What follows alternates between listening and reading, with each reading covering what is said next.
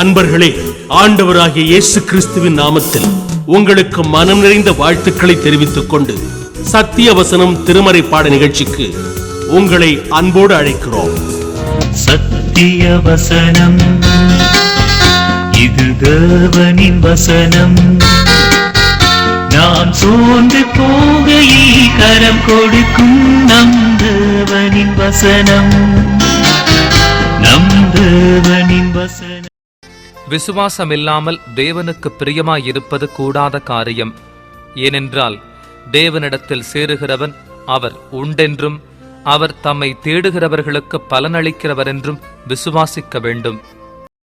ஆண்டவராகிய இயேசு கிறிஸ்துவின் நாமத்தினாலே சத்தியவசன நேயர்கள், பங்காளர்கள் மற்றும் நண்பர்கள் ஒவ்வொருவருக்கும் எங்களுடைய அன்பின் வாழ்த்துக்களை தெரிவிக்கிறோம். இந்த நிகழ்ச்சிகளை நீங்கள் பார்த்து வருவது எங்களுக்கு அதிக மகிழ்ச்சி. நீங்கள் நிகழ்ச்சிகளுக்காகவும் சத்தியவசனத்தினுடைய ஊழியங்களுக்காகவும் தொடர்ந்து ஜெபிக்கும்படி உங்களை அன்போடு கேட்டுக்கொள்கிறோம். இந்த நாளின் செய்தியினுடைய தலைப்பு, விசுவாசமுள்ள கண்ணோட்டம் தாருமே, விசுவாசமுள்ள ஒரு பார்வை எனக்கு தாருமே. ஆதாரமான வேத வசனத்தை நான் வாசிக்க விரும்புகிறேன். எபிரேயர் 11வது அதிகாரம் 6வது வசனம். விசுவாசம் இல்லாமல் தேவனுக்கு பிரியமாயிருப்பது கூடாத காரியம்.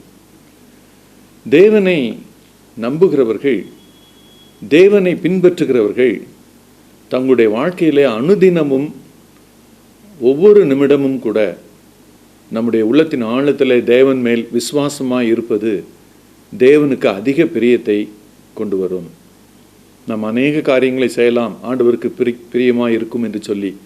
ஆனால் நாம் விசுவாசம் உள்ளவர்களாய் இருப்பதும் விசுவாசம் இல்லாமல் இருப்பதும் ஆண்டவர் பார்க்கும்போது விசுவாசமாய் இருக்கிற ஒவ்வொருவர் மீதும் அவர் பிரியம் கொள்கிறார்.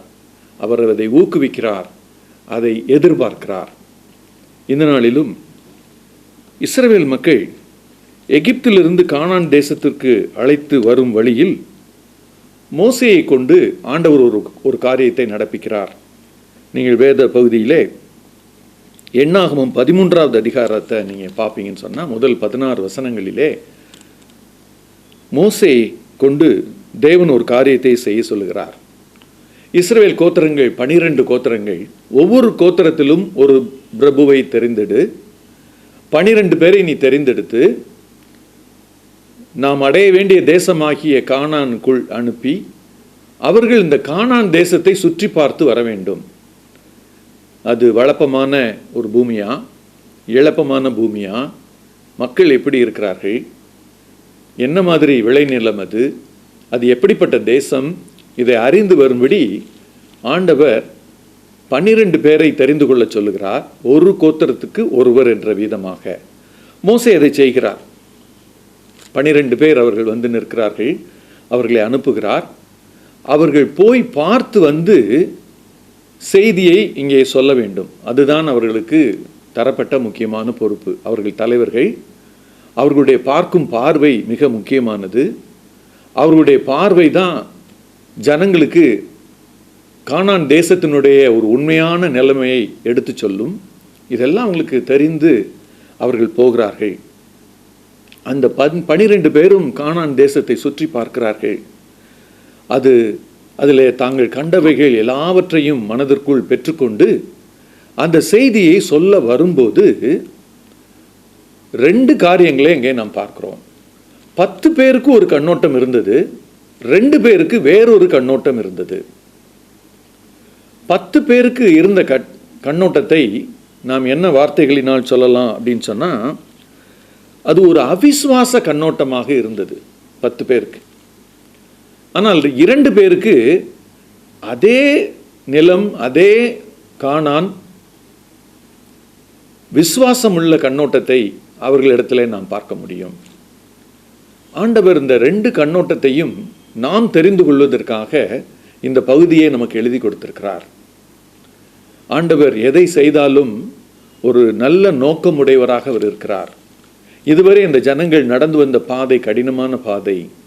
அவர்கள் போய் இருக்கக்கூடிய அந்த ஒரு இடத்தை போய் அவங்க பார்த்துட்டு வரட்டும், அதுக்கப்புறம் நம்ம மோசையை கொண்டு அடுத்து என்னென்ன செய்யணும்னு சொல்லி அந்த தலைவர்களை வைத்து திட்டமிட்டு உள்ளே கொண்டு செல்வதற்கு ஆண்டவர் என்ன செய்கிறார்? இந்த காரியத்தை அவர் செய்கிறார். ஆனால் போய் பார்த்து வந்தவர்கள் அந்த முதல் 10 பேர் சொன்னதை ஒரு சில காரியங்களை நாம் வாசிப்போம். அது எண்ணாகமும் 13வது அதிகாரத்திலே பின்பகுதியிலே வருகிறது. 25வது வசனத்தில், அவர்கள் தேசத்தை சுற்றி பார்த்து 40 நாள் சென்ற பின்பு திரும்பினார்கள். அந்த தேசத்தை சுற்றி பார்க்கறதுக்கு அவங்க எடுத்துக்கொண்ட நாட்கள் 40 நாட்கள். 27வது வசனத்தில், அவர்கள் மோசையை நோக்கி, நீர் எங்களை அனுப்பின தேசத்திற்கு நாங்கள் போய் வந்தோம், அது பாலும் தேனும் ஓடுகிற தேசம்தான், இது அதனுடைய கனி. ஆனாலும் அந்த தேசத்தில் குடியிருக்கிற ஜனங்கள் பலவான்கள், பட்டணங்கள் அரணிப்பானவைகளும் மிக பெரியவைகளுமாய் இருக்கிறது. அங்கே ஏனோக்கின் குமாரரை கண்டோம். அப்படியே சொல்லிக்கிட்டே போறாங்க. அதனுடைய சாராம்சம் என்ன? அவங்க சொன்னதனுடைய சாராம்சம் என்னன்னா, தேசம் பாலும் தேனும் ஓடுகிற தேசம் தான். ஏன்னா ஆண்டவர் அதைத்தான் வாக்கு பண்ணியிருந்தார். நான் உங்களுக்கு கொடுக்க போகிற தேசம் பாலும் தேனும் ஓடுகிற தேசம். அதை அவங்க புரிந்து கொண்டு அந்த வார்த்தையை முதலில் சொல்லுகிறார்கள். பாலும் தேனும் ஓடுகிற தேசம்தான், இதுதான் அதனுடைய கனி. ஆனாலும் அந்த தேசத்தில் நாங்கள் கண்ட ஜனங்கள் எல்லாரும் பலவான்கள். அங்கே இருக்கக்கூடிய பட்டணங்கள்லாம் அரணிப்பானவைகள், பெரியவைகள். அவர்களுடைய பாதி எண்ணம் கர்த்தர் பாலும் தேனும் ஓடுகிற தேசத்தை தந்துவிட்டார் என்ற அந்த ஒரு பகுதியிலும், இன்னொரு பகுதியான எண்ணம் அந்த ஜனங்களை பார்க்கும்போது அவர்களுக்கு ஏற்பட்ட எண்ணம் பலவான்கள். அங்கே பட்டணங்கள் பெரிதானவைகளை, நாம் இவர்களை மேற்கொள்வது எளிதில் மேற்கொள்வது கடினம், மேற்கொள்ள முடியாது. இந்த கருத்தை அவர்கள் எங்கே கொண்டு வந்து சொல்லுகிறார்கள்? ஜனங்களுக்கு எல்லாருக்கும் மத்தியிலே அவர் சொல்லுகிறார்கள். 31வது வசனத்தில், நாம் போய் அந்த ஜனங்களோட எதிர்க்க நம்மாலே கூடாது, அவர்கள் நம்மை பார்க்கிலும் பலவான்கள். கம்பேரிசன். இதுவரைக்கும் ஆண்டவரை சார்ந்து நடந்து வந்த மக்கள் கூட்டம் இஸ்ரவேல் மக்கள், மன்னாவுக்கு அவரை சார்ந்திருந்தார்கள்.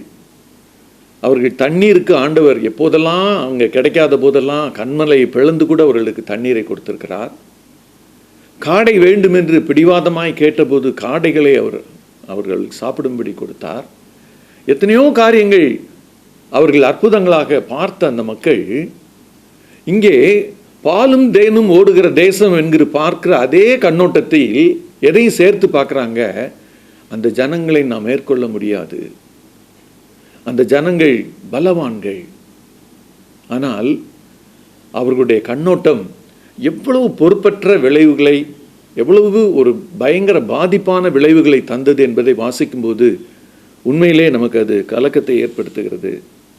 அவங்க சொல்லும்போது 14வது வசனம் அதனுடைய விளைவுகளை சொல்லுகிறது.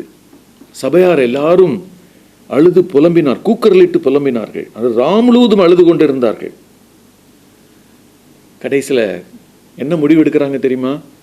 நாம் ஒரு தலைவனை ஏற்படுத்தி கொண்டு 4வது வசனத்தில், எகிப்துக்கு திரும்பி போவோம் வாருங்கள். கானான் தேசத்தை சுதந்திரிக்க வேண்டிய மக்கள் ஆண்டவற்ற எத்தனையோ காரியங்களை முறையிட்டு கேட்டு பெற்றுக்கொண்ட மக்கள், அவங்க பார்த்த அந்த கண்ணோட்டம் விசுவாசம் இல்லாத பார்வையை அவர்கள் அங்கே பார்த்தபடினால அந்த விசுவாசம் இல்லாத கண்ணோட்டம் அவசரப்பட்டு தவறான முடிவுகளை நோக்கி அவர்களை அழைத்து சென்றது. அதே முந்தின அதிகாரம் இப்படி முடிகிறது. இந்த 10 பேரும் இஸ்ரவேல் புத்திரருக்குள்ளே தாங்கள் சுற்றி பார்த்து வந்த தேசத்தை குறித்து துர்ச்செய்தியை பரம்ப செய்தார்கள். அவர்களுடைய அந்த செய்கையெல்லாம் நம்ம சுருக்கி சொல்லணும்னா, அவங்க அரைகுறை பார்வையாளர்கள். ஒரு பகுதி நல்லா பார்த்துட்டு இன்னொரு பகுதியை விட்டுறது. அவர்கள் தலைவர்களாக தெரிந்தெடுக்கப்பட்டு செய்தியை சொல்ல வேண்டியவர்கள், ஆனால் அந்த பொறுப்பை அவர்கள் மறந்து போனார்கள். நாம் ஒன்றை தவறாக சொல்லிவிடுவோம், ஆனால் அது எப்படிப்பட்ட விளைவுகளை ஏற்படுத்தும் என்ற அந்த ஒரு சிந்தை அவர்களுக்கு கொஞ்சம் கூட இல்லாதிருந்தது.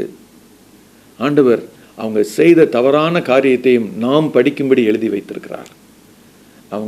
அவங்களுடைய கண்ணோட்டம் தவறான கண்ணோட்டம் என்பதை நீங்களும் நானும் இதை படிக்கும்போது புரிந்து கொள்வதற்காக எழுதி வைத்திருக்கிறார். இவர்களுடைய இந்த விளைவு, இவர்கள் செய்ததனுடைய விளைவு ஜனங்களுக்குள் பெரிய கலக்கத்தை ஏற்படுத்தி எகிப்துக்கு திரும்பி போக அவர்கள் திட்டமிடுவதை அங்கே பார்த்து நாம் உண்மையிலே என்ன நினைக்க வேண்டியிருக்கிறது, இத்தனை வருடங்களாக நடத்தி வந்த தேவனுக்கு அவர்கள் காட்டுகிற ஒரு மரியாதை, கனம், விசுவாசம் இவ்வளவுதானா? அவர்கள் தேவனை நோக்கி, ஆண்டவரே பிரச்சனை எப்படி இருக்குது, நாங்கள் என்ன செய்யணும்னு சொல்லித்தாங்க, நாங்கள் இதை எப்படி மேற்கொள்ளணும்னு மோசைக்கு சொல்லித்தாங்க, அல்லது மோசைட்ட எங்களுக்கு இது தெரியல, நீங்கள் கர்த்தர்ட்ட கேட்டு சொல்லுங்க. எத்தனையோ காரியங்களை அவர்கள் செய்திருக்கலாம். ஆனால் அவசரமாக எங்களுக்கு கானான் தேசம் வேண்டாம், எகிப்து தேசம் வேண்டும் என்று சொல்லி முடிவெடுக்கிறார்கள். இன்னொரு பகுதி அந்த 2 பேருக்காக குறித்து நாம் படிக்க வேண்டும். அந்த 2 பேருடைய பார்வை விசுவாசம் உள்ள பார்வையாக இருந்தது. 2வது தலைப்பு விசுவாசத்துடன் பார்த்த கண்ணோட்டம். விசுவாசம் இல்லாமல் பார்த்த கண்ணோட்டம் அந்த 10 பேர். விசுவாசத்துடன் அந்த விசுவாச கண்ணோட்டத்தை வெளிப்படுத்தி பார்த்தவர்கள் 2 பேர். அநேக நேரங்களிலே 10 பேருங்கும்போது அவங்க அதில் மெஜாரிட்டி, 2 பேருங்கும்போது அவங்க கொஞ்சம் பேர். இந்த கொஞ்சம் பேருக்கு இப்படி சத்தமாக அவங்க பேசி இதெல்லாம் நடந்ததை பார்த்தா என்ன வந்துடும்னா, நம்ம இந்த உண்மையை எப்படி சொல்கிறது அப்படிங்கிற தயக்கம் வந்துடும். ஆனால் நீங்கள் முந்தின அதிகாரத்தில் பார்த்தீங்கன்னா காலேப்பு என்ன செய்கிறாரு, காலேப்பும் யோசுவாவும் தான் இந்த 2 பேரும்.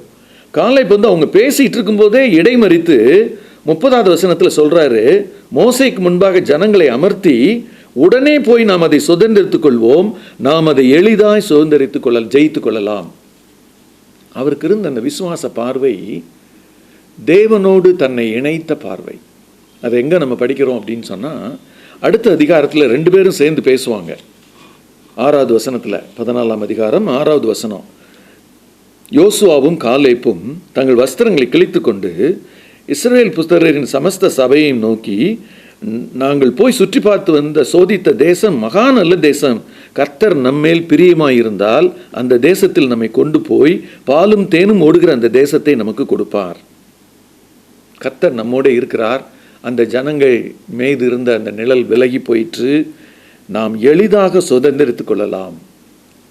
அவங்க கர்த்தரை தங்களோடு இணைத்து வைத்து கொண்டு பார்த்த பார்வை அதே இடத்துல உள்ள அந்த சூழ்நிலையை எப்படி பார்க்க வைக்கிறது? கர்த்தரோடு சேர்ந்து கர்த்தர் நம்முடன் இருக்கும்போது நாம் அதை போய் எளிதாக சுதந்திரித்து கொள்ளலாம். விசுவாச பார்வை என்பது அல்லது விசுவாச கண்ணோட்டம் என்பது தேவனை மையப்படுத்தி சிந்திப்பது. தேவன் என்னோடு இருக்கிறார் என்ற ஒரு ஆழமான விசுவாசத்தின் அடிப்படையில் சிந்திப்பது. தேவன் என்னை கைவிட மாட்டார், அவரை நம்புகிறவர்களை அவர் ஒருபோதும் கைவிடுகிறதில்லை. சங்கீதம் 9:10 அப்படி தான் சொல்லுது. நீங்கள் இந்த சங்கீத பகுதியை வாசித்து பார்ப்பீங்கன்னா அதில் தெளிவாக என்ன சொல்லியிருக்கு? தேவன் தம்மை நம்பி இருக்கிறவர்களை ஒருபோதும் கைவிடுவதில்லை. ஆண்டவர் அவர்கள் மூலமாக பேசுகிறார். இந்த 10 பேர் சொன்னதை ஜனங்கள்லாம் கேட்டு ஒரு முடிவுக்கு வந்துவிடக்கூடாதுங்கிறதுக்காக இந்த 2 பேரும் விசுவாசத்தோடு பார்த்த பார்வையை தங்களுடைய வார்த்தைகளினாலே வெளிப்படுத்துகிறார்கள். கர்த்தர் நம்ம மேல பிரியமா இருக்கிறாரு. அவங்க என்ன நினைச்சாங்கன்னா, கர்த்தர் இப்படிப்பட்ட தேசத்துக்கு கொண்டு வந்துட்டாரு, அவங்களாம் பலவான்களே, நம்ம மேற்கொள்ள முடியாதே அப்படின்னு அவங்க நினைச்சாங்க. ஆனா இவங்களுடைய தாட் எப்படி இருந்துச்சு? கர்த்தர் நம்ம மேல பிரியமா இருக்கிறாரு. அநேக நேரங்களிலே பிசாசானவன் எய்கிற அந்த அம்பு எப்படி இருக்கிறது தெரியுமா? கர்த்தர் நம்மை நேசிக்கவில்லை, கர்த்தர் நம்மை சிநேகிக்கவில்லை, கர்த்தர் நம்மேலே பிரியமா இல்லை. ஆனால் விசுவாசிக்கிற ஒவ்வொரு மனிதனையும் ஆண்டவர் பிரியத்தோடு அணைத்துக் கொள்ளுகிறார். அவனுடைய வாழ்க்கையில விசுவாசத்தை உருவாக்குவதற்கு என்னெல்லாம் செய்யணுமோ அதெல்லாம் அவர் செய்கிறாரு. இங்கே இந்த 12 பேர் போகும்போது அந்த 2 பேர் பார்த்த செய்தியை ஜனங்கள் கொஞ்சம் கவனிச்சிருப்பாங்கன்னா அதே விசுவாச கண்ணோட்டம் அந்த ஜனங்களுக்கும் வந்திருக்கும். அவங்க சேர்ந்து என்ன சொல்லியிருப்பாங்கன்னா, அந்த 10 பேரை பார்த்து, ஏய் நீங்கள் உட்காருங்கப்பா, இந்த 2 பேர் பார்த்து வந்த அந்த விஷயம் கர்த்தர் நம்ம கூட இருக்கிறாரு, நம்ம போய் எளிதாக சுதந்திரித்துக் கொள்ளலாம், இந்த விசுவாசத்தை பற்றி சொல்லுங்கப்பா சொல்லி அவர்கள் என்ன செய்திருப்பார்கள்? அங்கே ஒரு நல்ல முடிவு வந்திருக்கும். ஆனால் அந்த 10 பேர் சொன்னதை இந்த 2 பேர் சொன்னதை அவங்க கம்பேர் பண்ணி பார்க்கும்போது கர்த்தரை மையமாக வைத்து சொல்லப்படுகிற அந்த விசுவாச பார்வையை அவர்கள் தள்ளிவிடுகிறார்கள்.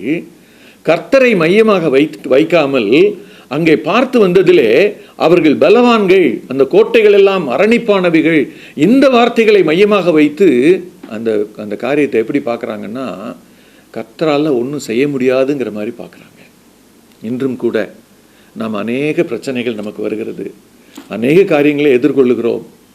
நம்முடைய பார்வை விசுவாசம் உள்ள பார்வையாக இருக்குமானால் கர்த்தரை நம்மோடு இணைத்து, இந்த காரியத்தில் கர்த்தர் என்னோடு கூட இருக்கிறார், கர்த்தர் என்னை விடுவிப்பார், கர்த்தர் என்னை தூக்கி விடுவார், இந்த விசுவாசத்தோடு நாம் அந்த பிரச்சனையை பார்ப்போம் என்று சொன்னால் அதிலிருந்து எளிதாக வெளியே வருவதற்கு ஆண்டவர் உதவுவதையும் நாம் பார்க்க முடியும். வேதம் யாக்கோபு 1ஆம் அதிகாரத்திலே கண்டித்து சொல்லுகிறது. என்ன சொல்லுகிறது? 6வது வசனத்தினுடைய பின்பகுதியிலிருந்து, சந்தேகப்படுகிறவன் காற்றினால் அடிபட்டு அலைகிற கடலின் அலைக்கு ஒப்பாயிருக்கிறான். அப்படிப்பட்ட மனுஷன் தான் கர்த்தரிடத்தில் எதையாகிலும் பெறலாம் என்று நினையாதிருப்பானாக. இருமனமுள்ளவன் தன் வழிகளிலெல்லாம் நிலையற்றவனாயிருக்கிறான். அநேக நேரங்களில் நம்ம இருமனதோடு இருக்கிறோம். ஆண்டவராகிய இயேசு கிறிஸ்து மத்தேயு 15ஆம் அதிகாரத்திலே கண்டித்து சொல்லுவார், உங்கள் உதடுகள் என்னை கனப்படுத்துகிறது, ஆனால் உள்ளமோ தூரமாய் விலகி இருக்கிறது. உதடுகள் கனப்படுத்துகிறது. மத்தேயு 15ஆவது அதிகாரம் 8வது வசனத்தில் ஆண்டவர் அந்த விசுவாசத்தை பார்க்குறாரு. அவங்களுடைய சொல்லுக்கும் மனதுக்குள் இருக்கிறதுக்கும் உள்ள அந்த வித்தியாசத்தை ஆண்டவர் பார்த்து சொல்லுகிறார். அந்த சொல்லுகிற அந்த வார்த்தையில் தான் சொல்கிறாரு, உங்களுடைய வாயில் நீங்கள் துதி செலுத்தி கனப்படுத்துறீங்க, ஆனால் உள்ளம் என்னை விட்டு தூரமாய் விலகி இருக்கிறது. இந்த 10 பேரும் அந்த ஜனங்களும் உடனே முடிவெடுத்து எப்படி ஆயிட்டாங்க? வாயினால் இதுவரைக்கும் சொன்னது மன்னா தந்த கர்த்தருக்கு ஸ்தோத்திரம் சொல்லி சாப்பிட்டுருப்பாங்க, தண்ணீர் தந்த ஆண்டவருக்கு ஸ்தோத்திரம் என்று சொல்லி பருகி இருப்பார்கள். இதுவரைக்கும் வழிநடத்தின அந்த அற்புதங்களெல்லாம் பார்த்துட்டு ஆண்டவரை துதித்த மக்கள் இன்னைக்கு என்ன சொல்கிறாங்க? ஆண்டவர் இப்படிப்பட்ட இடத்துல எங்களை கொண்டு வந்துட்டாரு, நாங்கள் திரும்பி போகிறோம் என்று சொல்லுகிறார்கள்.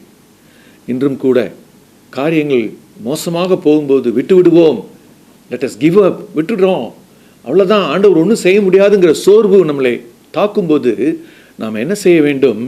நிச்சயமாக ஒரு விசுவாசத்தை நமக்குள் உருவாக்குகிற தேவனை நோக்கி பார்க்கணும். அப்படியே சொல்லணும்.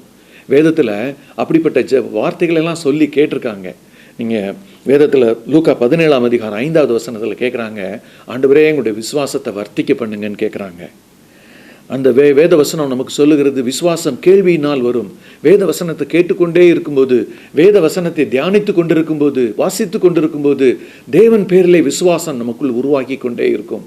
ஆனால் அதெல்லாம் விட்டுடும்போது, தேவனோடு உள்ள தொடர்பை நாம் இழந்து விடும்போது, தேவனோடு உள்ள இணைப்பை நாம் இழந்து விடும்போது நம்முடைய பார்வை அவிசுவாச பார்வையாக மாறிவிடுகிறது. இந்த நாளிலும் இந்த செய்தியை கேட்டுக்கொண்டிருக்கிற ஒவ்வொருவரும் என்ன சூழ்நிலையில் இதை கேட்கிறோம் என்று தெரியவில்லை.